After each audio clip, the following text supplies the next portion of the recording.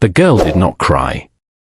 That was the first thing the crowd noticed about her on that sulphurous August morning in 1848, when she stood upon the rotunda steps of the St. Louis Hotel in New Orleans, her hands folded before her like a penitent at prayer, her eyes fixed on some distant point beyond the assembled men in their linen suits and wide-brimmed hats.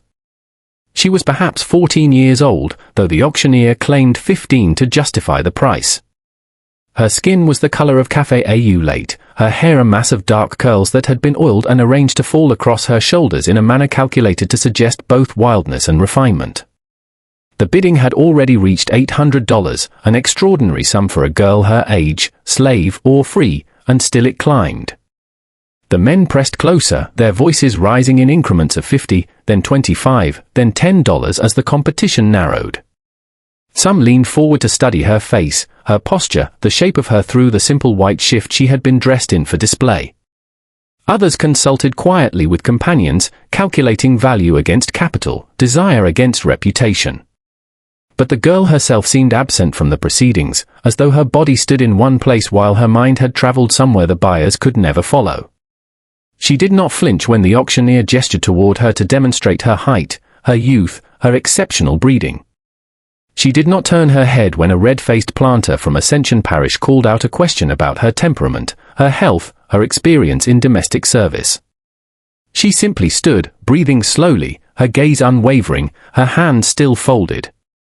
At $950, the bidding paused.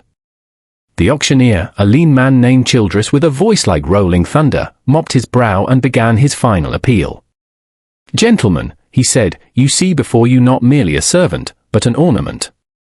Not merely an investment, but a legacy. This girl, Marguerite is her name, though you may call her what you wish, this girl possesses qualities that cannot be taught, cannot be purchased elsewhere. She is literate, gentlemen. She can read and write in both English and French.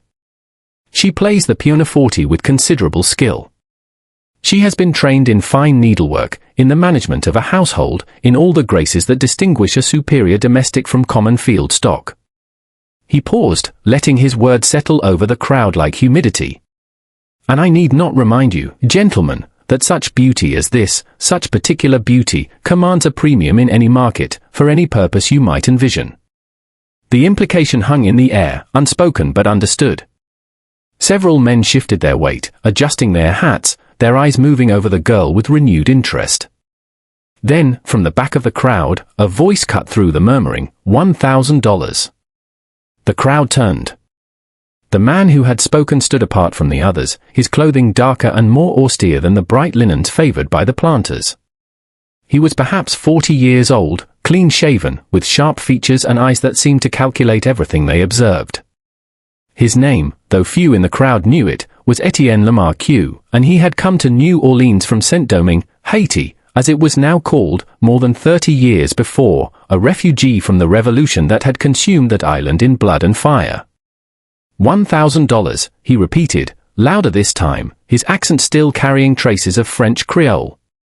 "And I will take her now, this morning, with all papers of sale properly executed." Childress hesitated only a moment before bringing down his gavel with a crack that echoed off the hotel's columns. "Sold," he declared, "to Monsieur Lamarque of Esplanade Avenue." The crowd dispersed slowly, some men lingering to congratulate Lamarque on his acquisition, others drifting toward the coffee stands that lined the street, already turning their attention to the next lot, the next opportunity. But Lamarque did not acknowledge their comments or their curiosity. He moved directly to the clerk's table to arrange payment, his movements precise and unhurried. And still, the girl did not cry. She did not speak.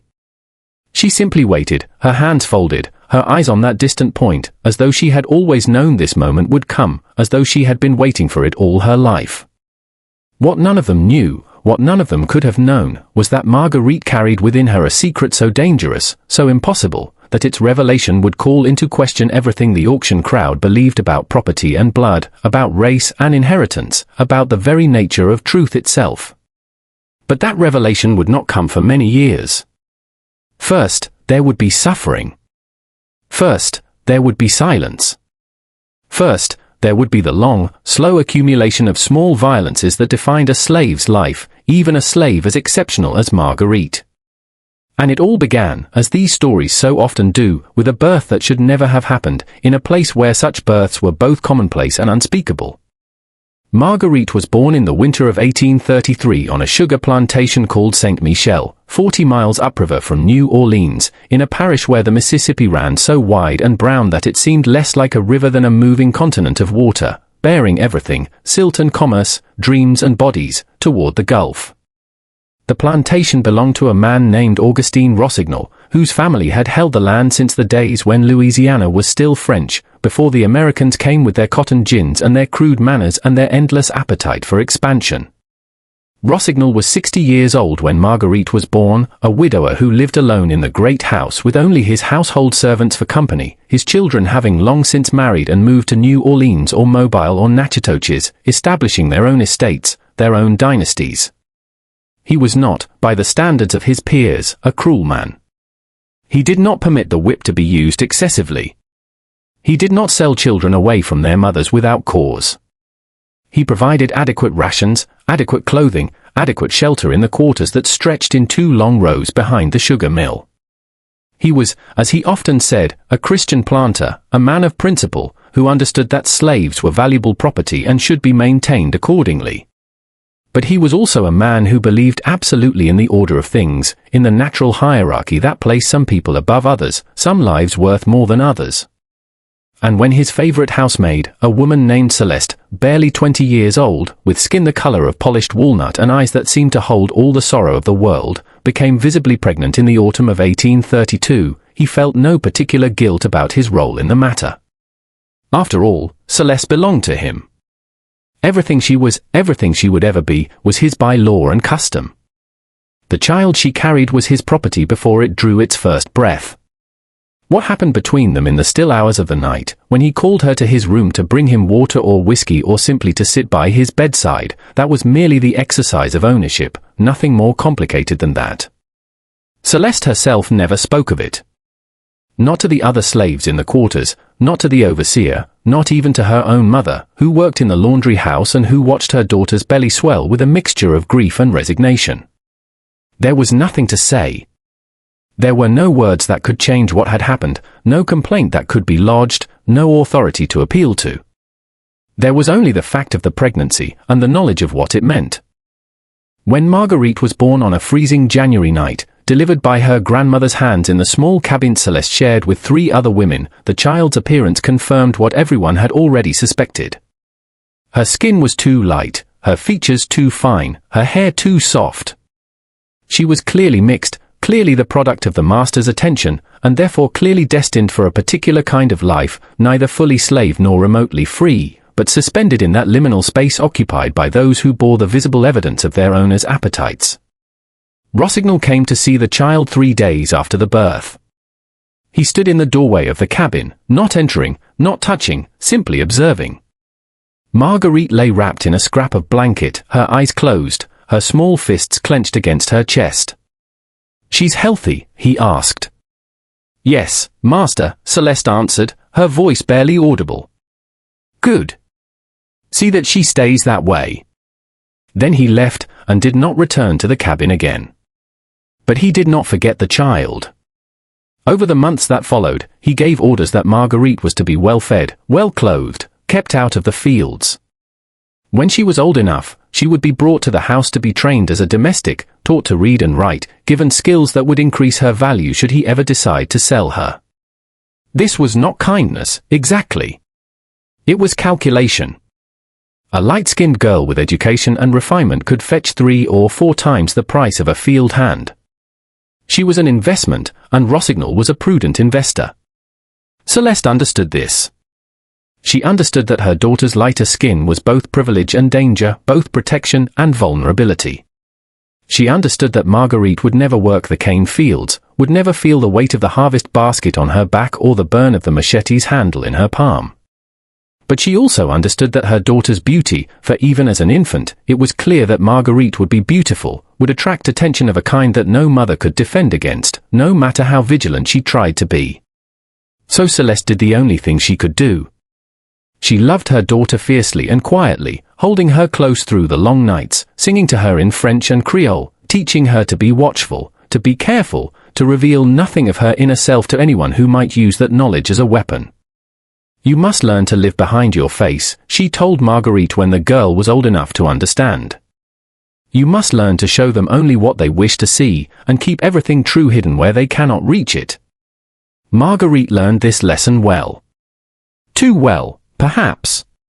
By the time she was 7 years old and brought to the great house to begin her training, she had already perfected the art of absence, of being present in body while her mind retreated to some interior place where masters and overseers and even her own mother could not follow. The great house at Saint Michel was built in the old French colonial style, raised 8 feet above the ground on brick pillars to protect against floods, with wide galleries on all 4 sides and tall windows that could be opened to catch the river breeze. Inside, the rooms were high-ceilinged and spare, furnished with pieces that had come from France or Saint-Domingue generations ago, armoires of dark wood, tables with curved legs, chairs upholstered in faded silk.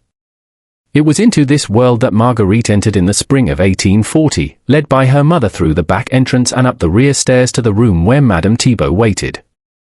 Madame Thibault was the housekeeper, a free woman of color from New Orleans who had been hired by Rossignol to manage his domestic staff and to train the younger servants in proper household service. She was perhaps 50 years old, stern-faced and impeccably dressed, her hair wrapped in a tignon of spotless white linen, her manner suggesting that she considered herself vastly superior to the slaves she supervised, despite the precariousness of her own position. She examined Marguerite with a critical eye, walking slowly around the girl, noting her posture, her cleanliness, the condition of her hands and teeth. "She's small for 7, Madame Thibault said at last. "She's strong, Madame," Céleste replied, her voice careful. "She learns quick." Madame Thibault reached out and lifted Marguerite's chin, forcing the girl to meet her gaze. "Can you read?" "No, Madame." "Can you count?" "Yes, Madame." "To 100. In French or English?" "Both, Madame." For the first time, something that might have been approval crossed Madame Thibault's face. She released Marguerite's chin and turned to Céleste. "You may go. The girl will sleep in the servants' attic. I will send word if she proves unsuitable." Céleste hesitated only a moment before nodding. She looked at her daughter, and for an instant her careful mask slipped, revealing the grief beneath. Then she turned and left, her footsteps echoing down the stairs, growing fainter, then silent. Marguerite did not cry. She had learned long ago that crying was a luxury she could not afford. Over the months that followed, Madame Thibault proved to be a demanding but thorough instructor. Marguerite learned to make beds with hospital corners, to polish silver until it gleamed, to set a table for a formal dinner with the correct placement of every fork and knife and spoon. She learned to move through rooms silently, to anticipate needs before they were spoken, to make herself useful without making herself conspicuous. But more than these practical skills, she learned to read and write. This was Master Rossignol's particular instruction. He wanted his investment educated, wanted her able to read recipes and keep household accounts, to write letters if necessary, to perform all the tasks that would justify the premium price she would someday command. The lessons took place in the library, a room lined with books that Marguerite suspected no one had read in years. Madame Thibault taught her the alphabet first, then simple words, then sentences. Within 6 months, Marguerite was reading from a primer meant for children. Within a year, she had progressed to more complex texts, a Bible, a volume of French poetry, a novel by Sir Walter Scott. She devoured everything, reading with an intensity that seemed to alarm Madame Thibault, as though literacy were a hunger that, once awakened, could never be satisfied. On the rare occasions when she was left alone in the library, she would pull books from the shelves at random, standing on a stool to reach the higher volumes, running her fingers over the spines, opening them to read whatever passages she could before someone came to fetch her back to her duties. It was during one of these stolen moments that she found the map. It was tucked inside a book about navigation, a large folded paper that opened to reveal the coast of North America from Florida to Maine, with the Caribbean islands sketched below in less detail. Marguerite spread it across the library table, studying the intricate coastline, the names of cities and rivers and bays printed in careful script. She found New Orleans easily, a small mark along the Mississippi's curve. She traced the river north with her finger, wondering how far she would have to travel to reach places she had heard mentioned: Natchez, Memphis, St. Louis. She traced it south to the Gulf, then let her finger wander east along the coast toward Florida, Mobile, Pensacola. Then she noticed something else. To the north, beyond the slave states, the map showed different boundaries, different names. Pennsylvania, New York, Massachusetts. She had heard these names spoken in hushed tones in the quarters, had heard the word free attached to them, though she did not fully understand what that meant. She was still studying the map when she heard footsteps in the hall. Quickly, she folded it back into the book, replaced the volume on the shelf, and returned to her work of dusting the mantelpiece, her heart beating fast, her mind still seeing those northern boundaries, those impossible distances. The map became her secret geography, her private education.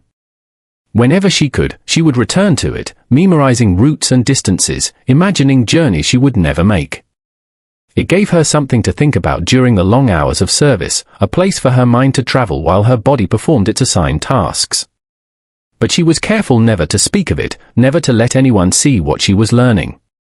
She had absorbed her mother's warnings too well. Knowledge was dangerous. Questions were dangerous.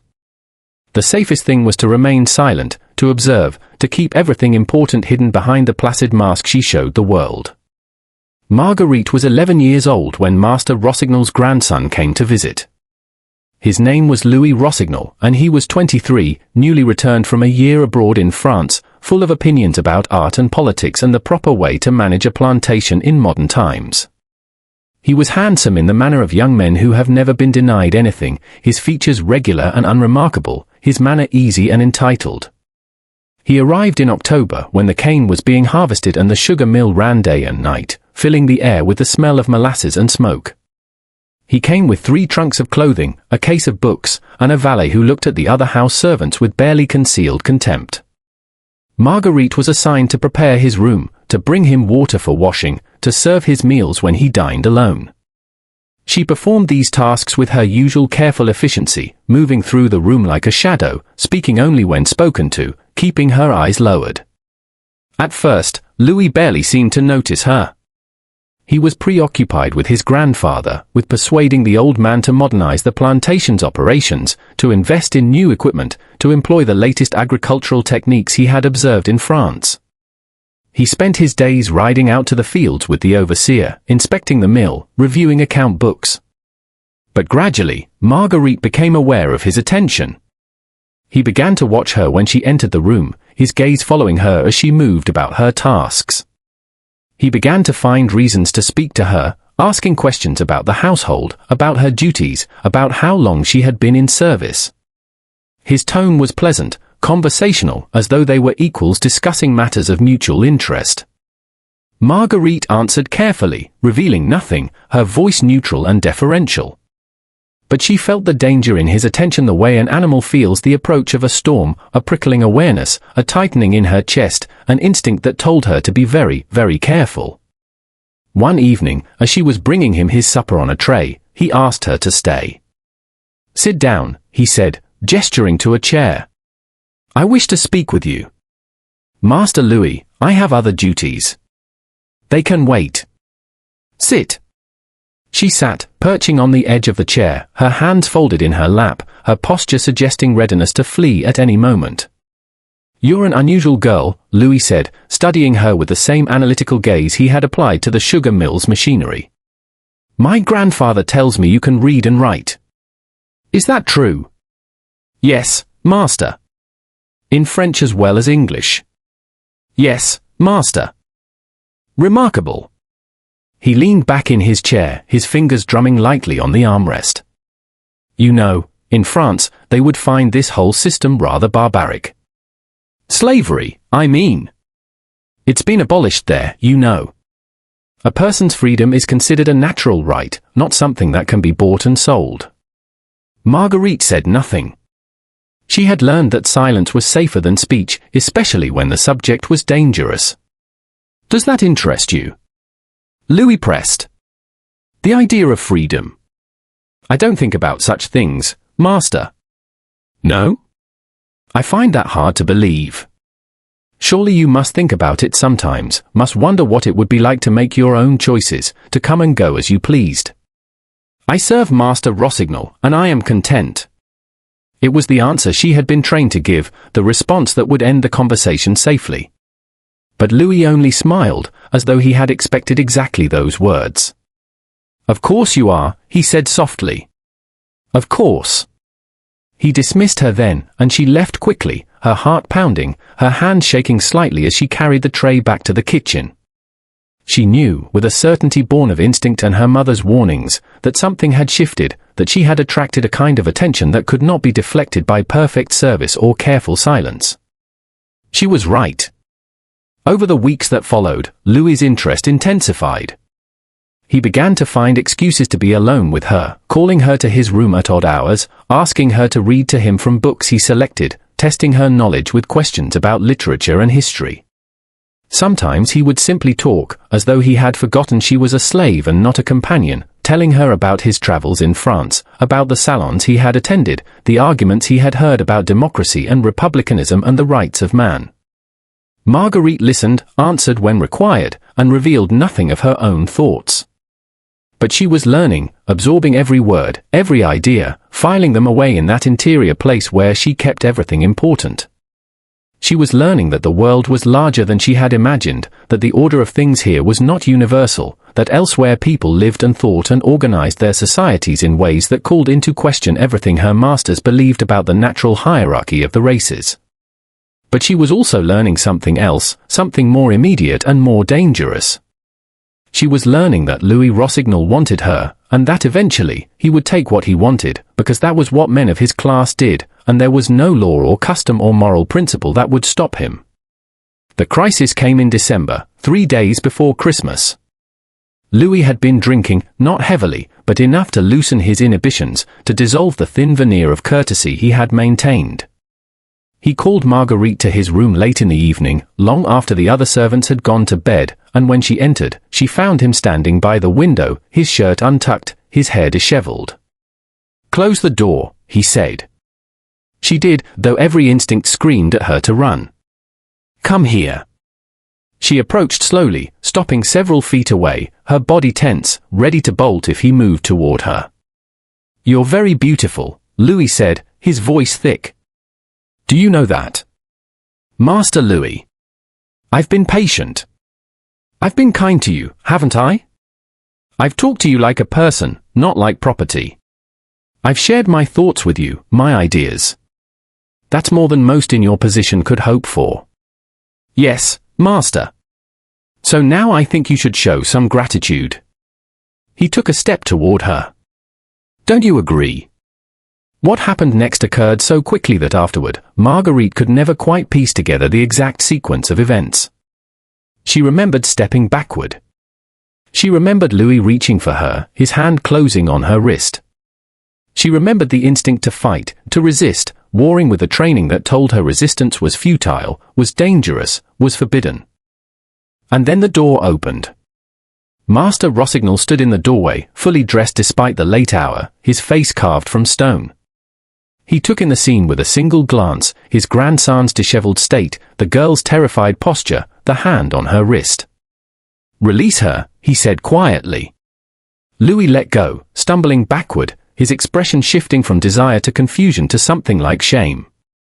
"Grandfather, Get out. It's not what you think. Get out." Louis fled. Marguerite heard his footsteps pounding down the hall, heard a door slam in the distance. She stood frozen, afraid to move, afraid to speak, afraid even to look at the old man who held the power of life and death over her. Rossignol was silent for a long moment. Then he sighed, a sound of weariness and something else, disappointment, perhaps, or disgust, though whether at his grandson or at himself or at the whole sordid business, Marguerite could not tell. "Go to your room," he said finally. "We will speak in the morning." She went, climbing the narrow stairs to the attic where she slept, curling up on her pallet, shaking with a combination of relief and terror. She had been saved, but she did not know why, did not understand what calculation had moved the old man to intervene. And she knew, with cold certainty, that this reprieve was temporary, that her position had become untenable, that something would have to change. In the morning, Rossignol summoned her to the library. "Sit," he said, gesturing to a chair. She sat, her hands folded in her lap, her eyes on the floor. "You are becoming a problem," Rossignol said without preamble. "Your mother warned me this would happen, though I did not listen as carefully as I should have. You are too beautiful, too educated, too visible. You attract attention of the wrong kind." Marguerite said nothing. "My grandson will leave after Christmas. I have made that clear to him. But there will be others. There will always be others. And I cannot spend my declining years guarding you from every man who visits this house." He paused, and Marguerite risked a glance upward. The old man's face was tired, lined with age and something that might have been regret. "I am going to sell you," he said. "Not to a planter, not to someone who would use you as my grandson wished to use you. I have standards, whatever you may think of me. I will sell you to someone who will value your particular skills, who will treat you well, who will put you to work that befits your education." He pulled a piece of paper from his desk, already written upon in his careful script. "This is a letter of introduction to a broker in New Orleans, a man I trust to find an appropriate buyer. You will be sent to him after the new year. In the meantime, you will remain in the quarters with your mother. You will not return to this house. Do you understand?" "Yes, master." "Good. You may go." She stood, turned toward the door, then stopped. "Master." "Yes?" May I ask one thing?" Rossignol raised an eyebrow. "You may ask." "My mother. When you sell me, will you promise not to sell her away from Saint Michel? Will you promise she can stay here, where she knows people, where she has her mother?" The old man was quiet for a long moment. Then he nodded slowly. "Yes," he said. "I promise that. Your mother will remain here as long as she lives." It was the only kindness he had ever shown her, the only acknowledgement of the connection between them that the law did not recognize, that he himself had never openly admitted. It would have to be enough. "Thank you, master," Marguerite said.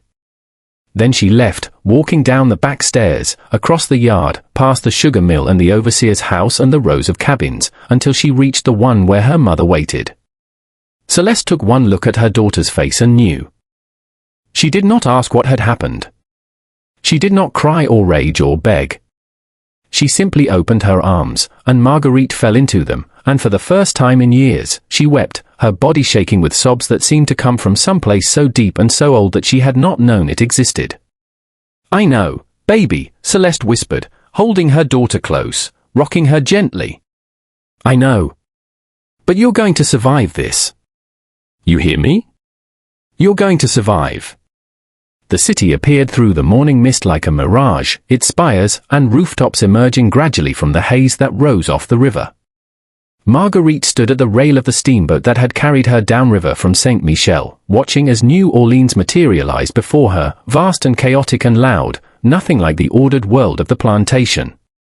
It was January of 1848, 2 weeks after her 15th birthday, though the broker's advertisements would claim she was older. She had traveled downriver in the company of one of Rossignol's overseers, a silent man named Broussard, who had delivered her to the offices of Childress and Sons auctioneers on Baronne Street and then departed without a word of farewell.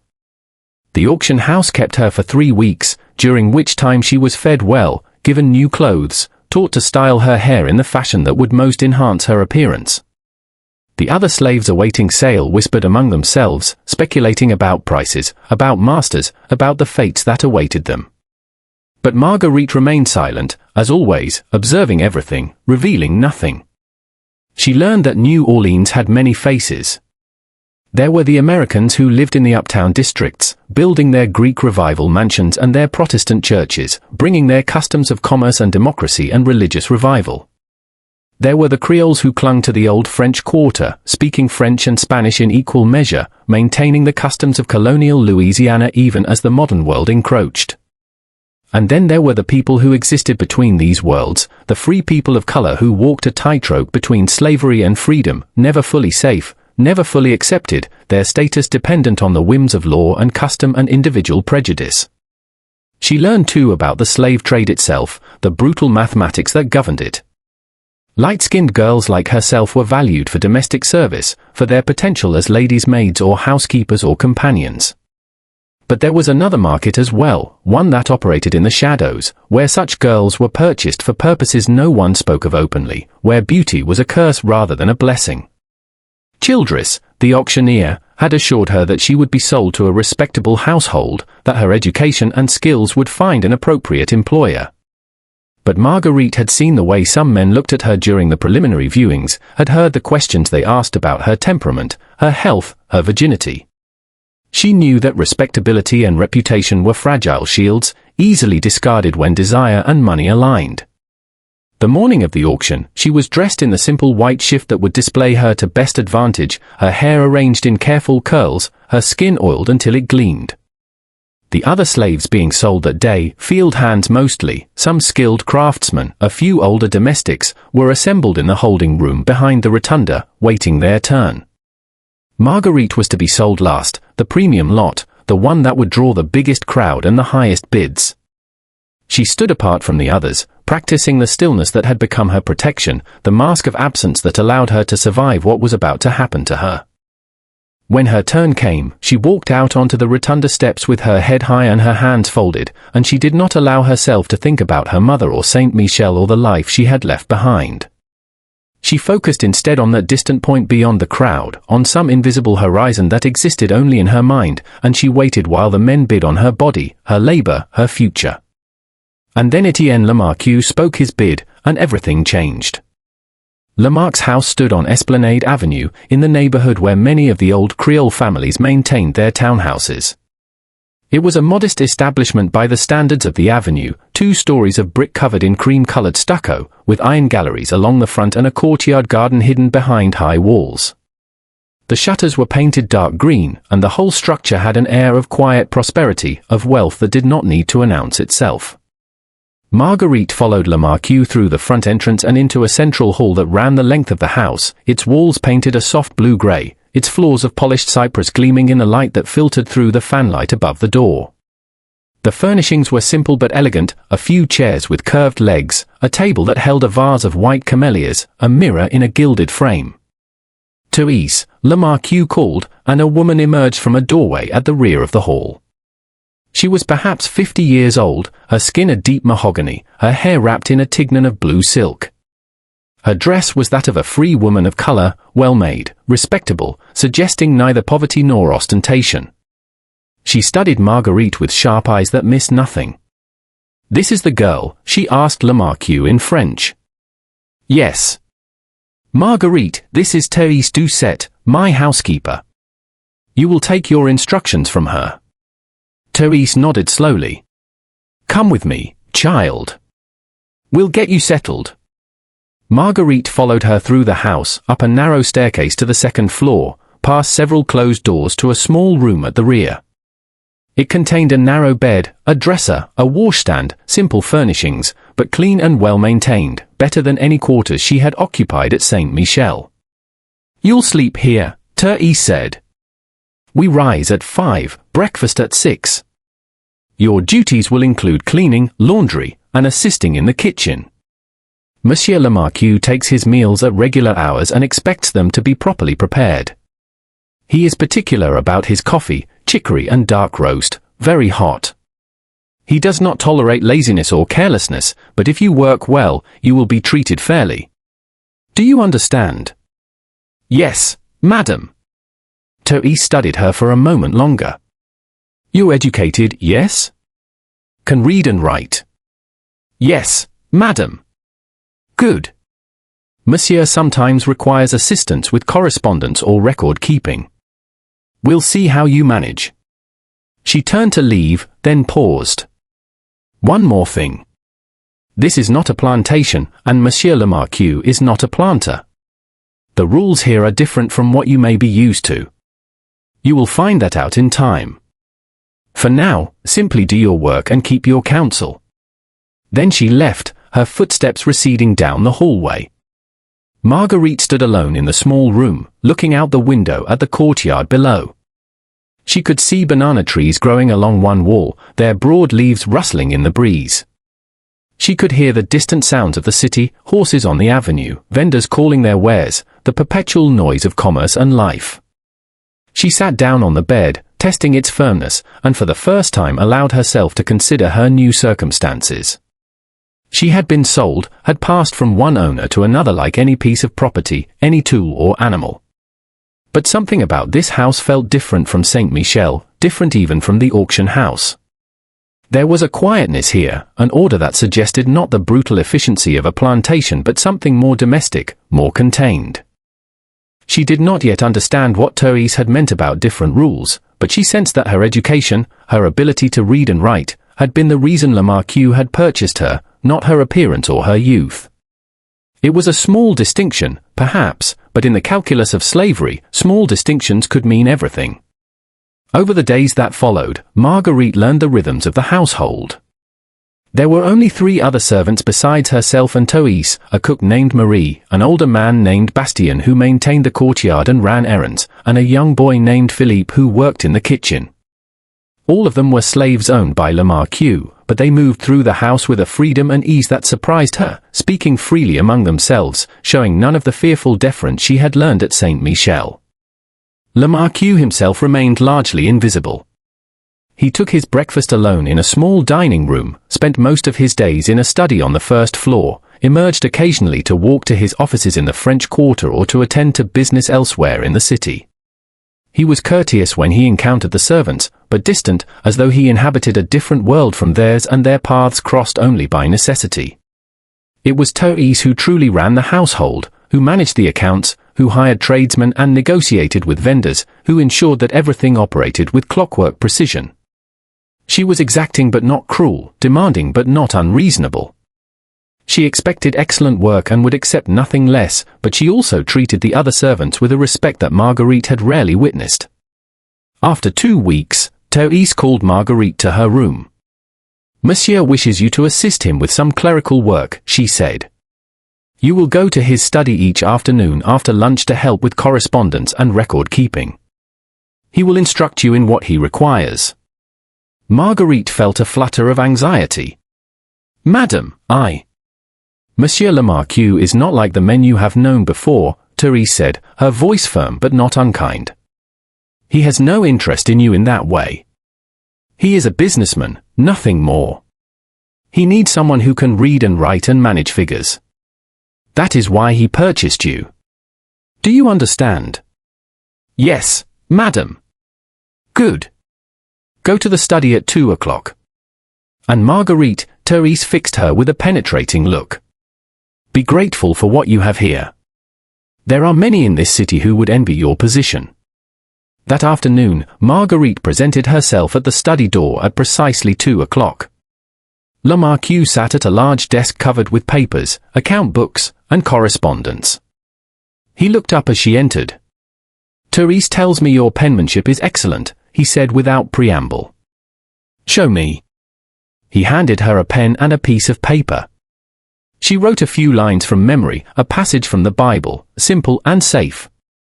Lamarque examined her work, nodding slightly. "Good. Clear and legible. Can you work with figures? Addition, subtraction, basic accounting?" "Yes, master." "Don't call me that. In this house, you will address me as a monsieur. Is that clear?" "Yes, monsieur." He gestured to a stack of receipts and invoices on the corner of the desk. "These need to be entered into the ledger, date, vendor, amount, category of expense. I will show you how I want it organized, and then you will work independently. If you have questions, ask them. I prefer questions to errors." For the next hour, he instructed her in his accounting system, showing her the categories he used, the way he tracked expenses and income, the reports he prepared monthly for his own review. The work was detailed and exacting, requiring both accuracy and attention to detail, but it was also straightforward, comprehensible, nothing she could not master with practice. When he dismissed her, Marguerite returned to her room and sat by the window, trying to make sense of what had just happened. She had expected many things from her new master, demands for personal service, unwanted attention, the kind of danger she had faced from Louis Rossignol. But this was different. This was work, real work, the kind that required thought and skill, not just obedience and silence. It was, in its own strange way, a kind of respect. Over the weeks that followed, a pattern established itself. Marguerite would spend her mornings on household tasks, cleaning, laundry, assisting Marie in the kitchen. In the afternoons, she would work in Lamarque's study, managing his correspondence, maintaining his accounts, occasionally copying documents that required multiple versions. The work was demanding but not demeaning, and she found that she had an aptitude for it, a facility with numbers and organization that pleased her employer. Lamarque rarely spoke to her beyond giving instructions, but he began to trust her with more complex tasks, drafting responses to business letters, calculating interest on loans, organizing contracts. She learned that he was involved in various commercial enterprises, import and export, property rental, money lending, and that he managed all of these ventures with meticulous attention to detail. She also learned, gradually, something of his history. Therese, in an uncharacteristically talkative mood one evening, told her that Lamarque had come to New Orleans as a child during the Revolution in Saint-Domingue, that he had arrived with nothing and built his fortune through shrewd investments and careful management. He was a refugee who had prospered in exile, a man who trusted no one but himself and who believed that security came only through control and planning. He is not sentimental, Therese said. He does not believe in kindness for its own sake. But he is fair in his way. He keeps his word. That is more than most can say. Marguerite absorbed this information without comment, filing it away with everything else she was learning about this strange household, this strange city, this strange new life she was being forced to navigate. It was in the spring of 1849, more than a year after her arrival at the house on Esplanade, that Marguerite made the discovery that would change everything. She was working in Lamarque's study, as had become her custom, entering receipts into the ledger while he attended to correspondence at his desk. The afternoon was warm, the windows open to catch the breeze from the river, and the house was quiet except for the scratch of pens on paper and the distant sounds of the city. Lamarque had stepped out briefly to speak with a visitor in the front hall, leaving Marguerite alone with his papers. She continued her work, but as she reached for the next receipt in the stack, her hand brushed against a document that had been partially hidden beneath the ledger, an official-looking paper with a seal and signatures at the bottom. She would not have looked at it. She had learned to respect Lamarque's privacy, to attend only to the work she was given, but the name on the document caught her eye. Her name? Marguerite Rossignol. Her heart suddenly beating faster, she pulled the document free and read it carefully. It was a manumission paper. A certificate of freedom. Dated February 15, 1849, nearly 3 months ago. She read it twice, then a third time, her hands beginning to shake. The language was clear and unambiguous. Be it known that I, Étienne Lamarque, of the city of New Orleans, do hereby manumit and forever set free from slavery one female person of mixed race known as Marguerite Rossignol, approximately 16 years of age, purchased by me on August 12, 1848, for the sum of $1,000. Said Marguerite is hereby released from all claims of servitude and granted all rights and privileges pertaining to free persons of color in the state of Louisiana. It was signed by Lamarque and witnessed by a notary public. She was free. Had been free for 3 months. And no one had told her? Marguerite was still staring at the document, her mind reeling, when she heard footsteps in the hall. Quickly, she replaced the paper where she had found it, returned to her work, and tried to compose her expression into something approaching normalcy. Lamarque entered the room, settling back into his chair without looking at her. "Where were we?" he murmured, reaching for his correspondence. Marguerite forced herself to breathe slowly, to keep her voice steady. "Monsieur, may I ask you something?" He glanced up, mildly surprised. In the year she had worked for him, she had rarely initiated conversation. Yes? I found a document. By accident. A manumission paper. With my name on it. Lamarque was very still for a moment. Then he sighed, setting down his pen. I wondered when you would discover that, he said. Why didn't you tell me? Because I did not wish to have this conversation until I was certain you were ready for it. He leaned back in his chair, studying her. Your freedom is not as simple as that paper suggests. Do you understand what it means to be a free person of color in this city? No, monsieur. It means you occupy a liminal space. You are not a slave, but you are not a citizen. You have certain rights, to own property, to make contracts, to move about the city, but those rights are precarious, dependent on laws that could change at any moment, on the goodwill of white people who may or may not choose to respect them. It means you must carry your freedom papers with you at all times, lest you be accused of being a runaway and enslaved again. It means you must navigate a world that does not quite know what to do with you. He paused, letting his words sink in. I purchased your freedom 3 months after acquiring you because I believed you would be more valuable to me as a free person than as a slave. A slave's testimony cannot be used in court. A slave cannot enter into binding contracts on behalf of an employer.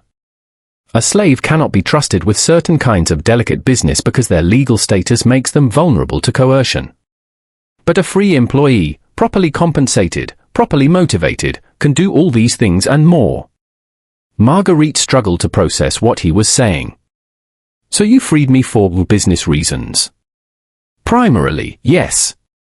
Though I confess there were other considerations as well. He hesitated, as though choosing his words carefully.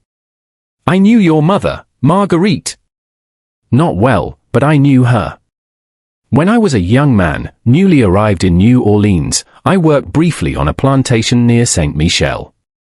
Your mother would have been a child then, but I remember her mother, your grandmother. She helped me when I was sick with fever, when I had no one else to turn to. I never forgot that kindness. This was the most personal information Lamarque had ever shared with her. Marguerite felt something shift in her understanding of him, some recalibration of her perception. When I saw you on the auction block, he continued, I recognized the resemblance immediately. I made inquiries and confirmed the connection. I could have purchased you and kept you as a slave, but it seemed inappropriate, given the debt I owed to your family. So I freed you instead. But why not tell me immediately? Because I needed to be certain you could navigate the responsibilities that come with freedom before I burdened you with the knowledge of it. I needed to see if you could manage accounts, handle sensitive information, be trusted with my business affairs. And I needed to ensure you understood the dangers you would face as a free woman of color in a city where your status would make you a target for those who resent the very existence of free people like yourself. He pulled open a drawer in his desk and withdrew a small leather wallet. This contains your manumission papers and a letter of employment from me, stating that you work in my household as a paid clerk and assistant. You will carry these with you whenever you leave this house. You will never go out alone, especially not after dark.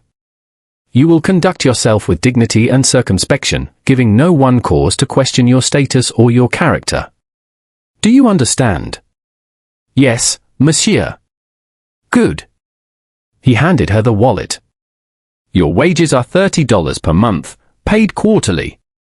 You may save this money or spend it as you wish, but I would recommend you open an account at one of the banks on Royal Street and begin building capital.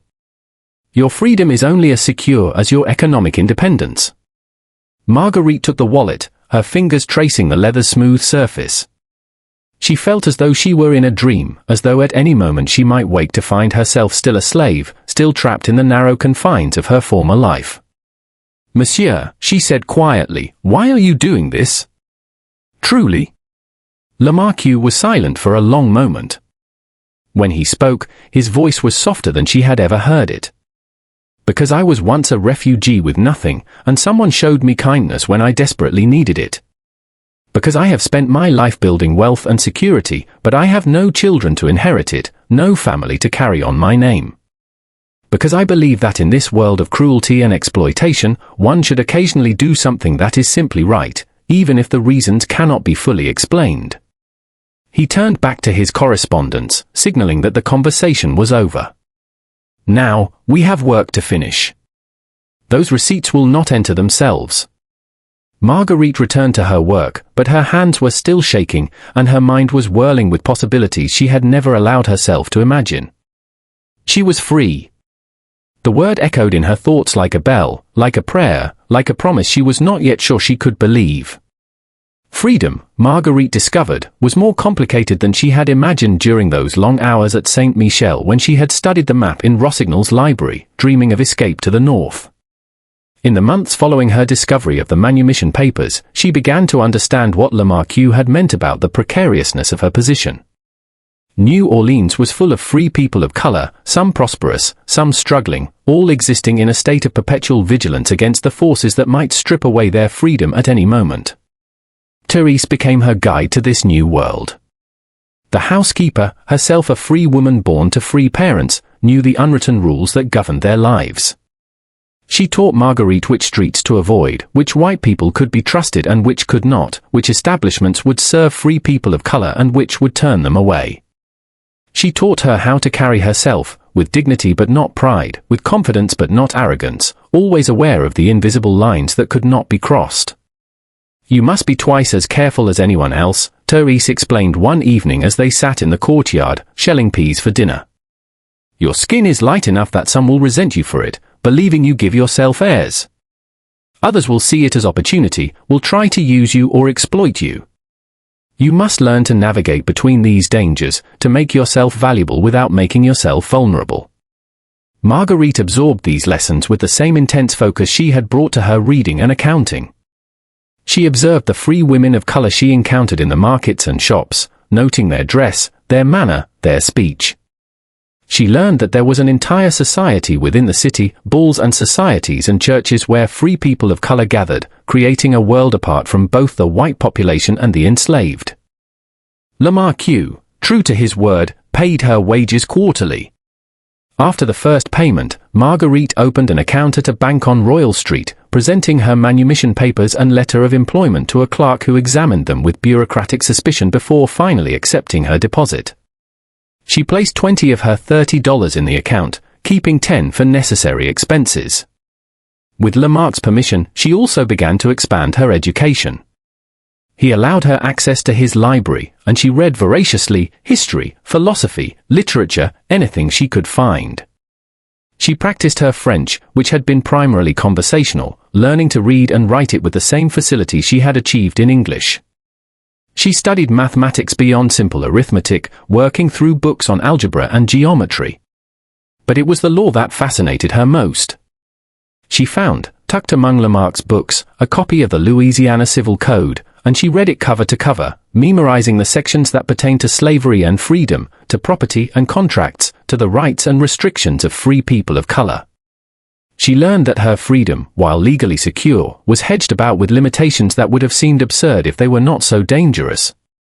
Free people of color could not vote, could not serve on juries, could not testify against white people in court. They could not marry white people, could not gather in groups of more than 5 without permission, could not own certain types of businesses. They were required to carry their freedom papers at all times and could be arrested and re-enslaved if they could not produce them on demand. And perhaps most chillingly, she learned that children follow the condition of their mothers, that if she were ever to bear children, they would be free only because she was free, and that her freedom was the only thing standing between them and slavery.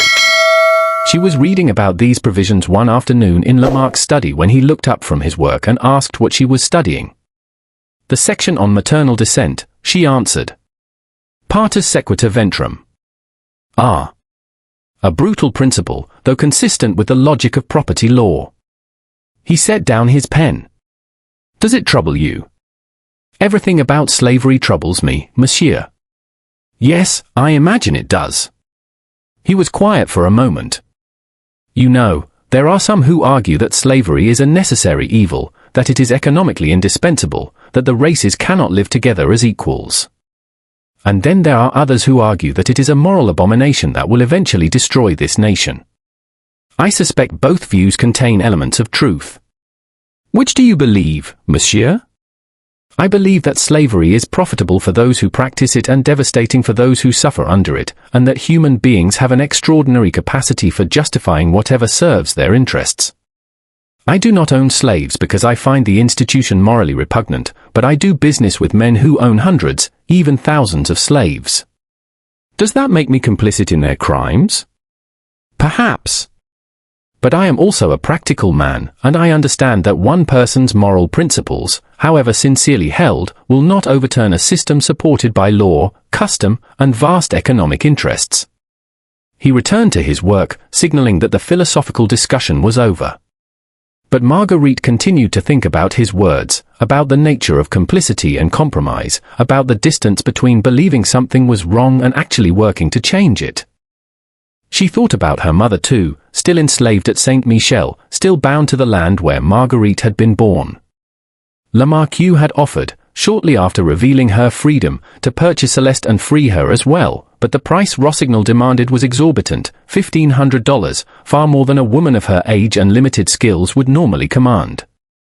It was clear that the old man had no intention of allowing mother and daughter to be reunited, that he was punishing Marguerite for the complications she had caused even as he kept his promise not to sell Céleste away from Saint Michel. So Céleste remained in bondage while her daughter lived in freedom, and Marguerite sent letters through intermediaries, letters she knew her mother could not read but that would be read to her by others in the quarters, letters that carried news and money and the promise that someday, somehow, she would find a way to purchase her mother's freedom. It was one of these intermediaries, a free man of color who worked as a porter on the steamboats that traveled the river, who brought Marguerite news in the summer of 1850 that would shatter the fragile peace she had constructed. The man's name was Christophe, and he came to the house on Esplanade one humid July evening, asking to speak with Marguerite. Therese brought him to the courtyard, where Marguerite sat reading by the light of an oil lamp, and then left them alone. Christophe was perhaps 30 years old, his skin dark, his hand scarred from years of heavy labor. He held his hat in his hands and looked uncomfortable, as though the news he carried was a weight he was eager to set down. "Mademoiselle Marguerite," he said, "I have come from Saint Michel." Her heart clenched. "My mother, is she well?" "Your mother is well. But there is news." He hesitated. "Master Rossignol is dead. He passed 2 weeks ago, a fever that came on sudden. He's been buried in the family plot." Marguerite felt a strange mixture of emotions, grief for the old man despite everything, anxiety about what his death would mean for her mother, and something else, some premonition of disaster she could not yet name. "What will happen to the plantation?" she asked. "It goes to his grandson, the one who lives in New Orleans. Louis Rossignol. He's already been up to take possession, already making changes." Christophe twisted his hat in his hands. "That's why I came. Your mother, she asked me to bring you a message. She says you must not try to contact her, must not try to buy her freedom. She says it's too dangerous now." "Why? What has Louis done?" "He's selling off slaves, liquidating the property. Says he's going to sell Saint Michel itself, move the valuable workers to a new plantation he's buying in Mississippi. Your mother," he paused, his expression pained. "He's planning to sell her, mademoiselle. Within the month." She heard him talking to the broker. The courtyard tilted around Marguerite. She gripped the edge of the bench she sat on, forcing herself to breathe slowly, to think clearly despite the panic rising in her chest. "Where is he selling her? To whom?" "He didn't say. But she wanted you to know, wanted you to understand that you can't help her, that if you try to buy her freedom Louis will know it's you and he'll—" Christophe stopped, unwilling to finish the sentence. But Marguerite understood. Louis Rossignol had not forgotten the humiliation of being ejected from his grandfather's house, had not forgiven the girl whose presence had led to his disgrace. If he discovered that Marguerite was free, that she had money, that she was trying to purchase her mother, he would find a way to destroy both of them. "Thank you for bringing this news," she said quietly. "Please tell my mother I will think of something. Tell her not to give up hope." Christophe nodded and left, disappearing into the evening shadows. Marguerite sat in the courtyard long after he had gone, watching the stars appear one by one in the darkening sky, her mind racing through possibilities and rejecting each one as impossible. She could not approach Louis directly. She could not use her own money to purchase her mother. She could not even let Louis know she was aware of his plans, lest he use that knowledge against her. She needed help. And there was only one person who might have both the resources and the willingness to provide it. The next morning, she went to Lamarque's study earlier than usual. He looked up from his coffee, surprised to see her. "Marguerite. I was not expecting you until this afternoon. Monsieur, I need to ask something of you. A favor, though I know I have no right to ask for favors." He set down his cup, his expression unreadable. "Go on." She told him about Christophe's visit, about Louis Rossignol's plans, about her mother's danger. She spoke quickly and clearly, laying out the facts without embellishment or emotion, presenting the problem as she would present a business matter requiring his attention.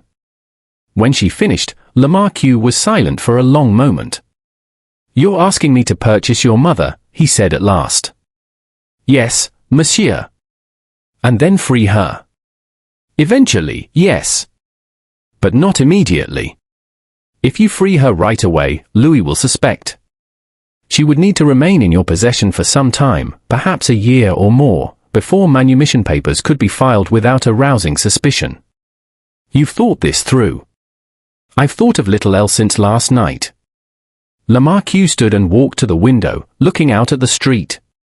"This Louis Rossignol, he is the one who attempted to force himself on you at Saint Michel." "Yes, monsieur." "And you believe he would take revenge on you and your mother if he learned you were trying to purchase her freedom?" "I am certain of it." Lamarque turned back to face her. "Then we must be very careful. I will need to use an intermediary, someone who cannot be connected to this household. And the purchase must appear completely ordinary, a simple business transaction with no personal element." "Can your mother play the part of an ordinary slave being sold? Can she pretend not to know who is purchasing her?" "I believe so, yes." "Good." He returned to his desk and pulled out a piece of paper, beginning to make notes. "I will contact a broker I trust, a man who handles many such transactions. He will approach Louis Rossignol with an offer to purchase several slaves, your mother among them. We will offer a fair price, nothing that would attract attention. Once the sale is complete, your mother will be brought here and employed as a domestic. To the outside world, she will simply be another slave in my household. Only we will know the truth." Marguerite felt tears pricking at her eyes, the first she had allowed herself in years. "Monsieur, I cannot repay you for this kindness. Consider it an investment in your future usefulness to me," Lamarque said dryly. "A woman distracted by worry about her enslaved mother is not as valuable an assistant as one whose mind is at ease. Besides, the purchase price will be deducted from your wages over time. I am not a charity, Marguerite. I am a businessman." But the slight softening around his eyes told her this was not the whole truth, that beneath the practical justification there was something approaching compassion, perhaps even understanding. "Now," he said, returning to his usual brisk manner, "we have accounts to manage. The Delarue payment is overdue, and I need you to draft a letter of reminder." She returned to her work, but her hands were shaking with relief and gratitude and a fierce hope that perhaps, just perhaps, some part of her fractured family might be made whole again. The purchase took 3 weeks to arrange. The broker approached Louis Rossignol with an offer to buy several slaves for a client. Lamarque's name was never mentioned, and after some negotiation, the deal was concluded. Céleste was purchased for $350, along with 2 field hands and a cook, all to be delivered to New Orleans at the buyer's expense. On a sweltering August morning, Marguerite stood in the courtyard of the Esplanade house, her heart pounding, as a wagon pulled up at the service entrance and 4 slaves climbed down. The last to descend was a woman in her late 30s, her face lined with exhaustion and grief, her eyes scanning the unfamiliar courtyard with apprehension. Then she saw Marguerite. For one long, suspended moment, mother and daughter simply looked at each other across the distance of 6 years and immeasurable suffering. Then Céleste's careful mask crumbled, and she began to weep, not the quiet, restrained tears of a slave who has learned to cry in silence, but great racking sobs that shook her whole body. Marguerite ran to her, caught her in her arms, and they clung to each other as though drowning, as though the other was the only solid thing in a world that had tried so hard to tear them apart. Therese, watching from the kitchen doorway, turned away to give them privacy. Even she, who had seen so much in her long life, found her eyes growing wet at the sight of that reunion, at the fierce joy and desperate sorrow mingled in their embrace. It took time for Céleste to understand that her daughter was free, that the house she had been brought to was not another site of bondage but a place of relative safety. It took even longer for her to believe that she would eventually be freed as well, that Lamarque's purchase of her was not merely a change of masters but the first step toward liberation. But gradually, over the weeks and months that followed, she began to trust in the impossible truth that she had been reunited with her daughter, that they were together again, that the future might hold something other than the endless grinding misery of slavery. And late at night, in the small room they now shared, mother and daughter would talk in whispers about everything that had happened, about the years of separation, about the things they had endured and the things they had learned, about the strange mercy of Étienne Lamarque and the uncertain path ahead. "I still don't understand," Céleste said one night. "Why would he do this? What does he want from you?" "I don't know, Mama. Good work, I think. Loyalty. Maybe just the satisfaction of doing something right in a world that is so often wrong. No white man does something like this without wanting something. You be careful, baby. You be very careful." "I will, Mama. I promise."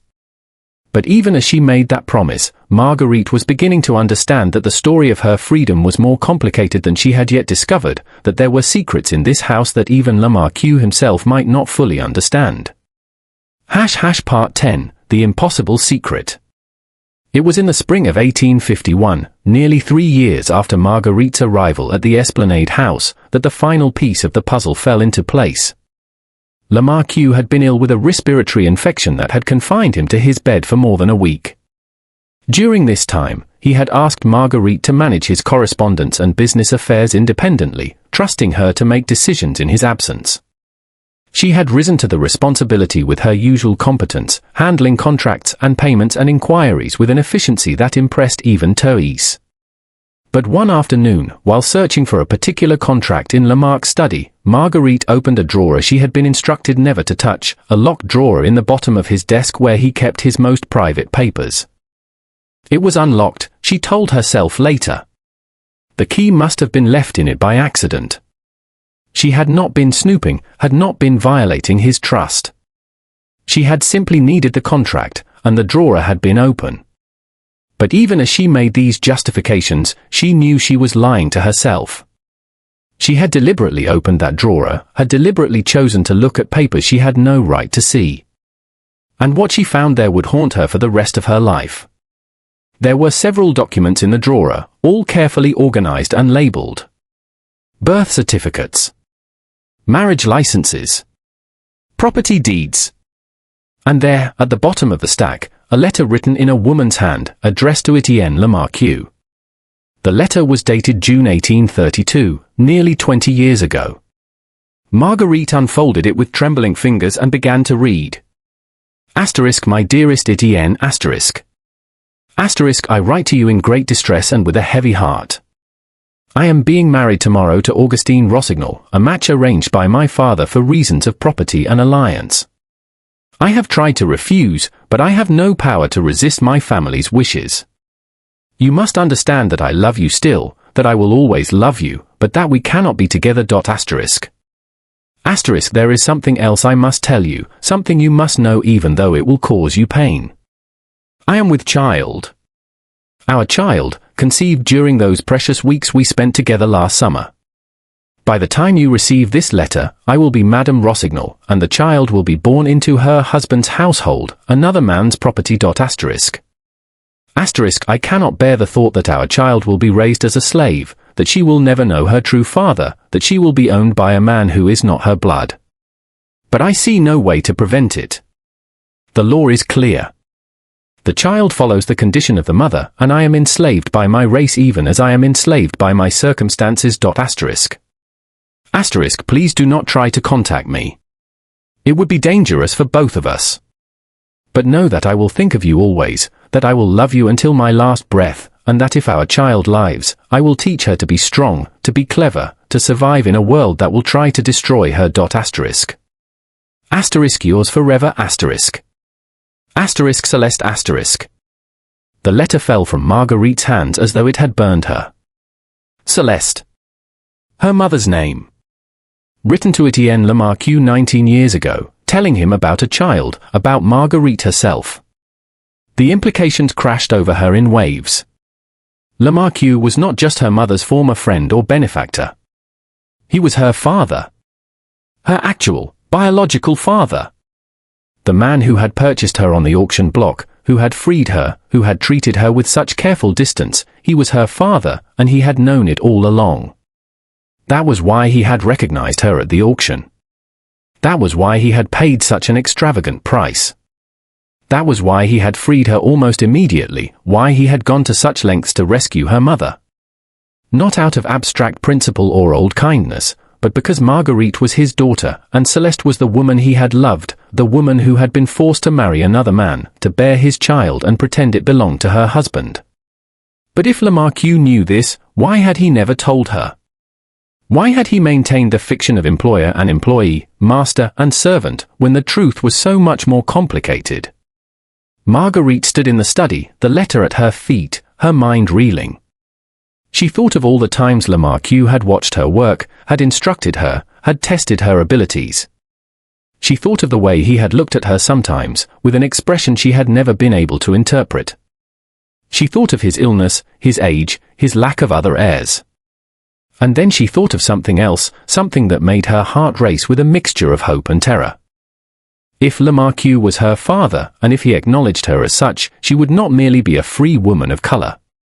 She would be his heir. His legitimate heir, if he chose to make her so. Everything he had built, all the wealth and property and business interests, would pass to her when he died. But only if he acknowledged her. Only if he was willing to reveal the truth of her parentage, to claim her publicly as his daughter, to face the scandal and social consequences that such an admission would inevitably bring. And that, Marguerite understood with sudden clarity, was the impossible secret at the heart of her story, not merely that she was Lamarque's daughter, but that she existed in a legal and social limbo where that fact could be both undeniably true and officially impossible, where her father could free her and employ her and provide for her future, but could never quite acknowledge the bond between them without destroying everything he had worked to build.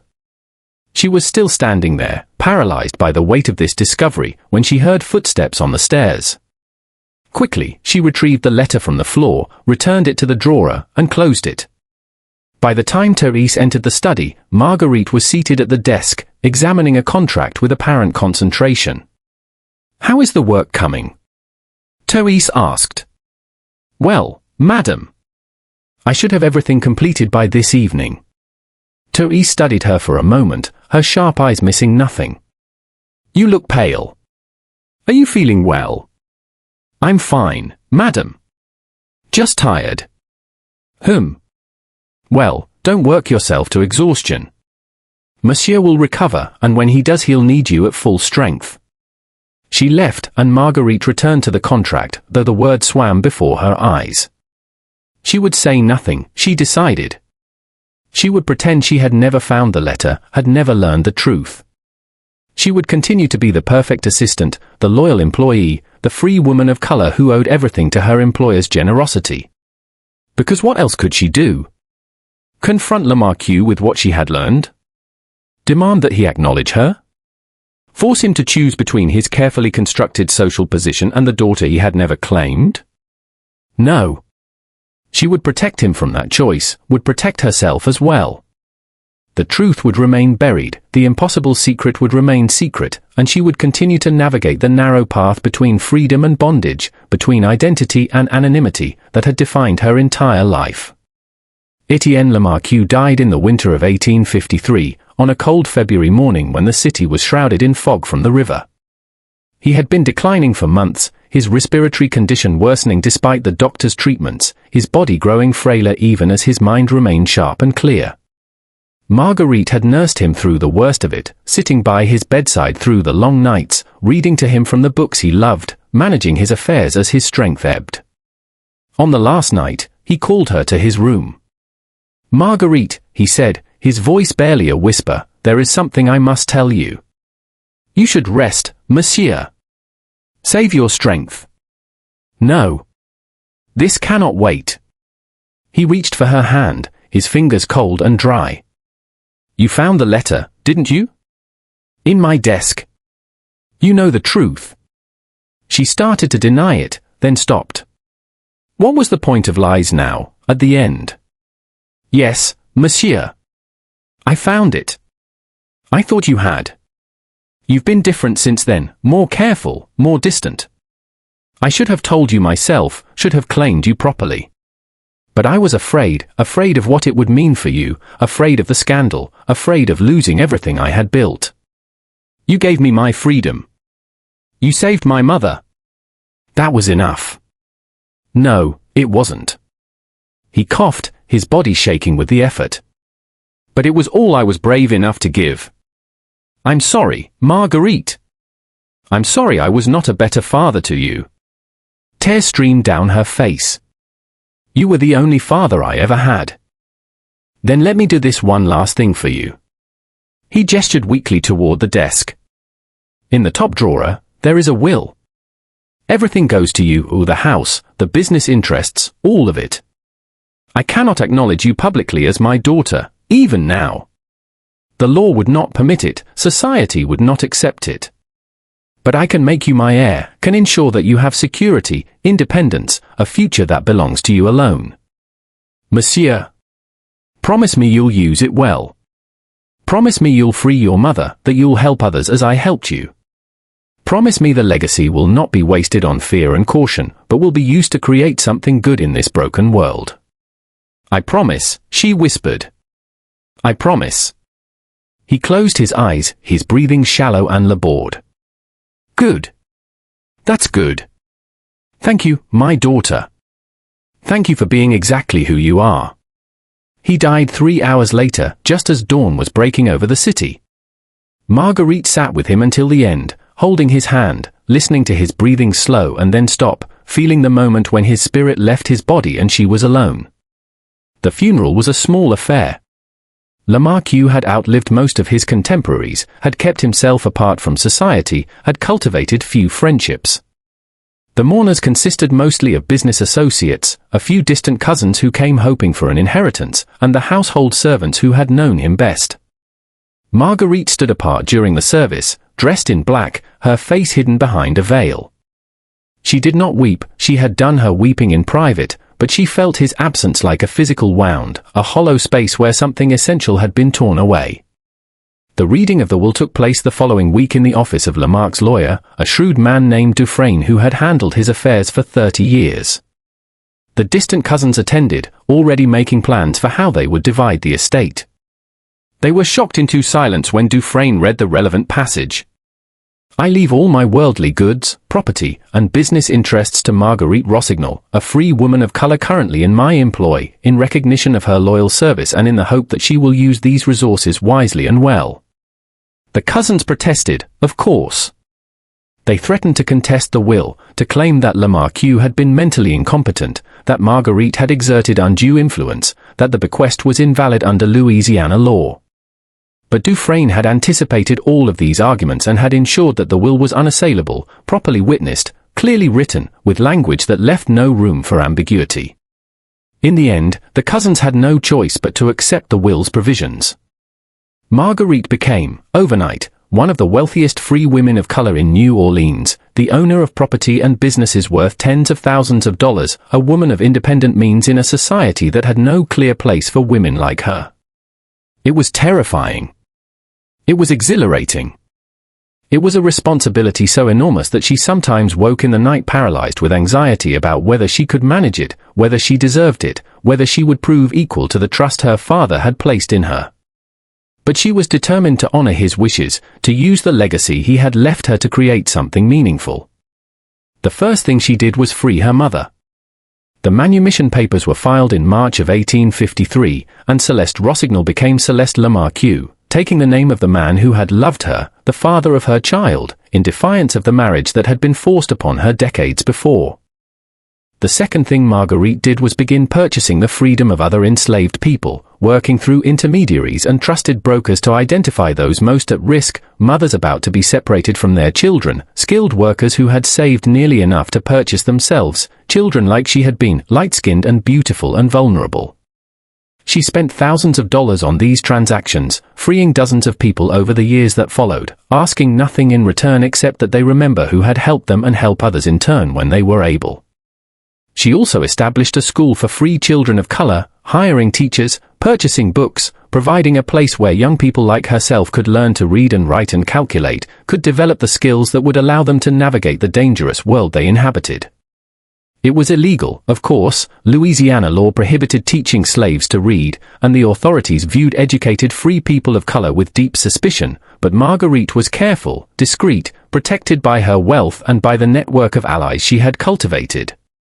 And always, she remembered the map she had studied as a child in Rossignol's library, the boundaries that separated slave states from free states, the impossible distances that had seemed so insurmountable then. She began to help people escape, providing money and documents and safe houses, working with the shadowy network of free and enslaved people who moved fugitives north along the routes that would later be called the Underground Railroad. It was dangerous work. If discovered, she could be arrested, could lose everything, could even be re-enslaved despite her free status. But she did it anyway, driven by the memory of her own bondage, by her mother's suffering, by the knowledge that she had been given an extraordinary opportunity and had a moral obligation to use it well. Epilogue, Memory and Testimony. Marguerite Lamarque, for she had taken her father's name, had claimed that connection publicly even if she could never speak of it openly, lived for another 40 years after Étienne's death. She never married. She had no children. She devoted herself instead to her work, to the businesses she had inherited and expanded, to the people she helped and the causes she supported. She became a figure of some renown in New Orleans, known for her shrewd business sense and her quiet philanthropy, respected even by those who resented her wealth and status. When the Civil War came, she watched from the relative safety of New Orleans as the world she had known was torn apart. She saw Union troops occupy the city, saw slavery finally abolished, saw formerly enslaved people claiming their freedom and their rights. She saw too the violent backlash that followed Reconstruction, the rise of white supremacist terror, the gradual erosion of the rights that had been so briefly gained. She survived it all, adapting as she had always adapted, protecting what she could protect, mourning what she could not save. In 1893, when she was 60 years old and beginning to feel the weight of her years, she sat down to write her story. Not for publication, she knew the world was not ready for such a story, that even in freedom there were truths too dangerous to speak aloud. But for the future, for some distant time when perhaps people would be ready to understand the impossible complexity of her life, the secret at its heart, the legacy of her father's love and her mother's suffering. She wrote it all, the plantation, the auction, the freedom she had discovered by accident, the reunion with her mother, the revelation of her parentage. She wrote about the people she had helped and the people she had failed to help, about the compromises and the small victories, about the way freedom was never simple or complete but always contingent, always negotiated, always under threat. She sealed the manuscript in a box with her manumission papers, her father's will, and the letter her mother had written to Étienne Lamarque all those years ago.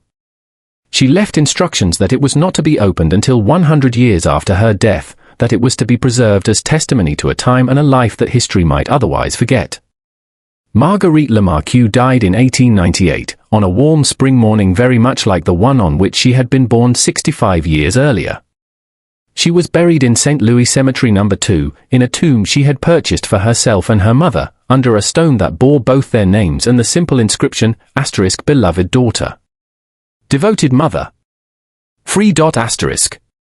The manuscript remained sealed for the century she had specified, hidden away in an archive, forgotten by all but a few scholars who occasionally noted its existence without understanding its significance.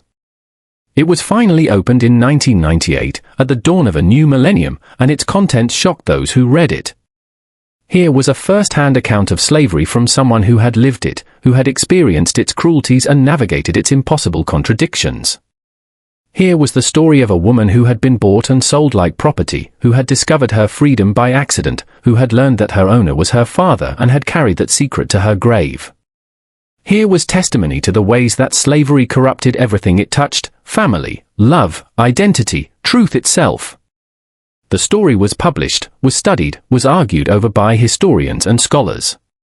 Some questioned its authenticity, claimed it must be a fabrication, could not believe that such an extraordinary life had gone unrecorded for so long. Others recognized in its details the authentic voice of someone who had lived through the impossible, who had survived and even prospered in a world designed to destroy her.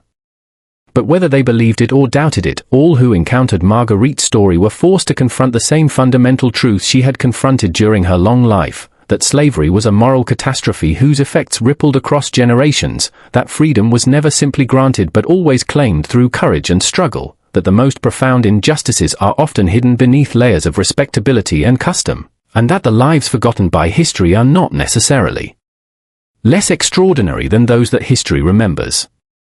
In the end, perhaps that is the impossible secret at the heart of Marguerite's story, not the revelation of her parentage, not the complexities of her legal status, but the simple, devastating fact that she existed at all. That she was born, that she suffered, that she survived, that she fought to create meaning and justice in a world that had tried to reduce her to property, to silence, to nothing. She was the most beautiful mixed-race girl ever sold in New Orleans in 1848. But she was also so much more than that: daughter, survivor, liberator, heir. She was evidence that even in the darkest times, even under the most brutal systems, human beings retain the capacity to love and to resist, to remember and to hope, to claim their dignity and their humanity against all odds. And now, more than 2 centuries after her birth, her story is no longer secret, no longer impossible. It is testimony. It is witness. It is a reminder that the past is never simply past, that the wounds of slavery have not healed, that the work of building a more just world remains unfinished. This is her story. This is her legacy. This is what she wanted us to remember.